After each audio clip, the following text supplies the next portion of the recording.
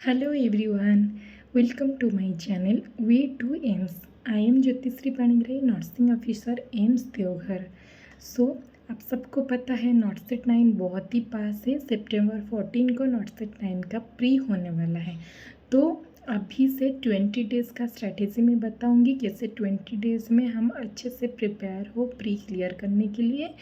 और ये 20 डेज़ में हमें अच्छे से टाइम को यूज करना है, अच्छे से खाना खाना है, अच्छे से रेस्ट लेना है। और अगर हम ड्यूटी कर रहे हैं, ड्यूटी करके पढ़ाई कर रहे हैं, तो कहाँ पे प्रैक्टिस करके पढ़ाई कर रहे हैं तो हम उधर छुट्टी ले ले कुछ ही दिन के लिए, हमारे लिए अच्छा होगा।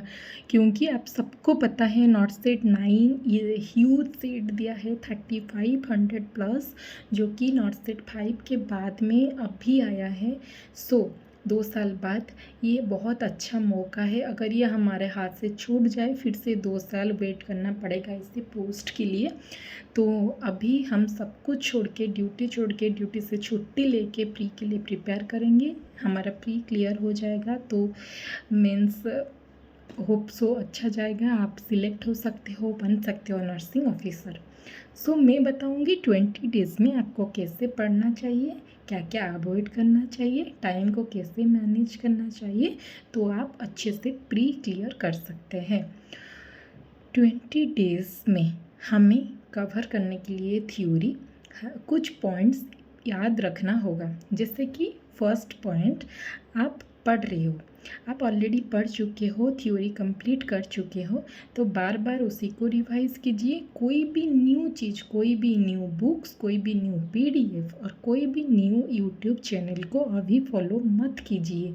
अगर कुछ टॉपिक आपसे छूट गया है, आप नहीं पढ़े हैं, तो उसको छोड़ ही दीजिए। अभी न्यू चीज़ को स्टार्ट मत कीजिए। अगर आप न्यू चीज़ पढ़ोगे, आप जितने भी पुराने चीज़ पढ़े हो उसको भूल जाओगे।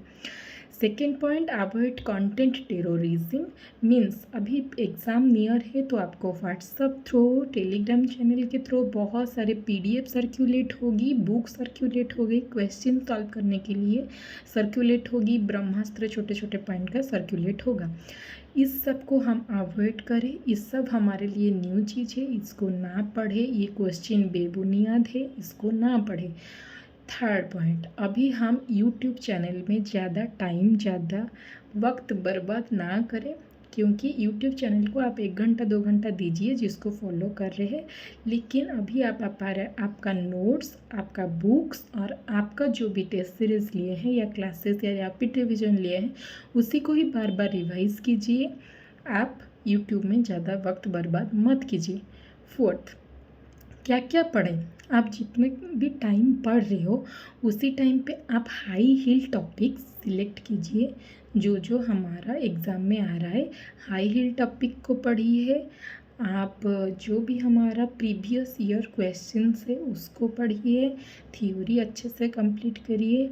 और अगर आपको कॉन्फिडेंस गेन करना है कि कैसा एग्ज़ाम होता है, कैसा एग्ज़ाम दे, 20 क्वेश्चन को 18 मिनट में कैसे कंप्लीट करें, टाइम मैनेजमेंट कैसे करें, ये सब खुद पे कॉन्फिडेंस नहीं होता ये सब करने के लिए। अगर आप पहली बार एग्ज़ाम दे रहे हो तो आप ज़्यादा से ज़्यादा टेस्ट सीरीज़ दीजिए। अभी आप जितना टेस्ट सीरीज़ दोगे आपका उतना प्रैक्टिस होगा। जितना प्रैक्टिस होगा, आप जब कंप्यूटर के सामने बैठोगे तब आपको लगेगा कि मैं मोबाइल में एग्ज़ाम दे रही हूँ। आप बहुत खुद सेल्फ कॉन्फिडेंस के साथ आप एक प्री को क्लियर कर सकते हैं। फिफ्थ, हमें एग्ज़ाम के लास्ट टाइम पे बहुत स्ट्रेस हो जाता है, हमें बहुत सारी कन्फ्यूजन हो जाता है। जैसे कि हम शिफ्ट होते हैं एक टॉपिक से दूसरा टॉपिक के में जल्दी शिफ्ट हो जाते हैं। जैसे हम फंडामेंटल पढ़ रहे तो एमएसएन में चले जाते हैं, जैसे हम एमएसएन पढ़ रहे हैं तो ऑप्स गाइनिक में चले जाते हैं। ऐसे नहीं करना है। आप जो भी सब्जेक्ट को पढ़ रहे हो उसी सब्जेक्ट को बार बार पढ़िए। जो भी आपका डाउट है उसको बार बार पढ़िए। हाई हील टॉपिक PYQ को बार बार पढ़िए। एक सब्जेक्ट कंप्लीट होने के बाद आप दूसरे पे जाइए। नेक्स्ट पॉइंट, जो अच्छे स्टूडेंट्स हैं, जो सब कुछ पढ़ चुके हैं, उनको ऐसे लगता है कि हम भूल रहे हैं, हम जो पास्ट में जो पढ़े हैं उसको हम भूल रहे हैं, ऐसे सबको लगता है। ये कोई बड़ा चीज़ नहीं है, मुझे भी लगता था। लेकिन जब हम क्वेश्चन देखेंगे हमें पूरा टॉपिक याद आ जाएगा। ये पढ़ाई का छोटा सा पार्ट है, जैसे एग्ज़ाम टाइम पे हमें लगता है कि हम भूल जा रहे हैं। और लास्ट टाइम पे हम क्या करते हैं कि हम काउंट करते हैं हमारे जगह पे या पूरा नॉट सेट में इतना सीट से मेरे कैटेगरी का मैं कितना रैंक रखूँ तो मुझे मिल जाएगा। ये सब स्ट्रेस होता है, टेंशन होता है। लेकिन अगर आप ये चीज़ को अभी अवॉइड करोगे तो आप श्योर क्रैक कर सकते हैं नॉट सेट, क्योंकि अभी अगर हम ये सब चीज़ हिसाब करने लग जाएंगे हमारा प्री ही नहीं होगा। ये मेंस का चीज़ है, मेंस के लिए भी बहुत दिन है। पहले हमें प्री क्लियर करना है और प्री पे फोकस करना है। सो प्री पे फोकस कीजिए।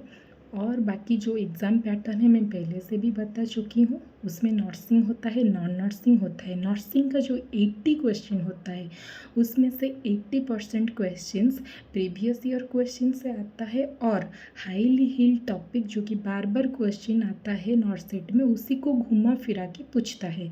तो उसमें कन्फ्यूज नहीं होना है, आपके कॉन्फिडेंस के साथ आंसर देना है। बाकी जो न्यू क्वेश्चन आता है वो बहुत ही कम अमाउंट में न्यू क्वेश्चन आता है, 7 to 10 क्वेश्चन न्यू आता है, उसको आप स्किप कर सकते हो।